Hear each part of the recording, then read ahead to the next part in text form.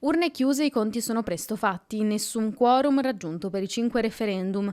In Italia complessivamente è andato a votare poco più del 30% degli aventi diritto. Spicca in negativo il Veneto, 26,21%, quarta regione dove si è votato di meno.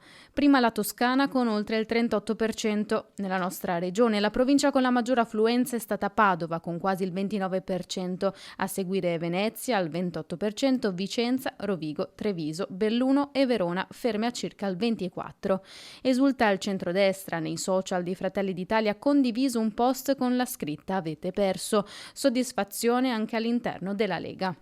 Una Caporetto clamorosa di PD, CGL, 5 Stelle e compagni vari.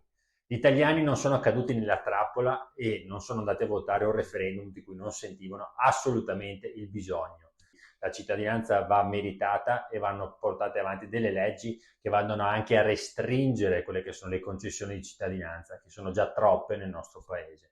Nessun bisogno dunque, secondo Villanova, di abrogare delle leggi volute dal PD di Renzi. Questo è un messaggio veramente speciale rivolto alla sinistra. È un messaggio verso chi ha boicottato l'autonomia, verso chi ha raccolto le firme contro un referendum che quella volta sì ha raggiunto il quorum, con il 98% dei veneti che hanno votato a favore dell'autonomia, e che PD e CGL volevano abrogare con questi stessi referendum. Una chiamata alle urne che rafforza la coalizione di centrodestra, secondo il governatore veneto Zaia, che ribadisce come il mancato quorum legittimi di fatto l'azione di governo, ma anche la coesione e la credibilità della coalizione.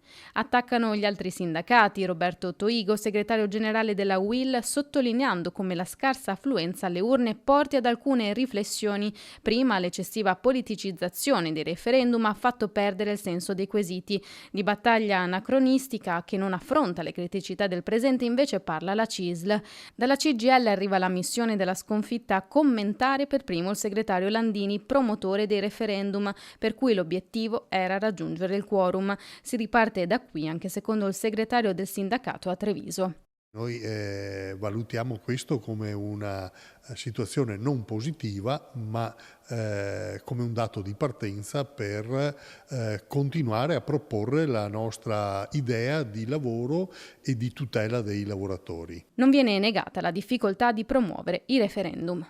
Per molto tempo si è fatto fatica ad affrontare il tema in maniera, come dire, esplicita, in maniera ampia, e molto probabilmente tanti cittadini non hanno avuto un'informazione corretta.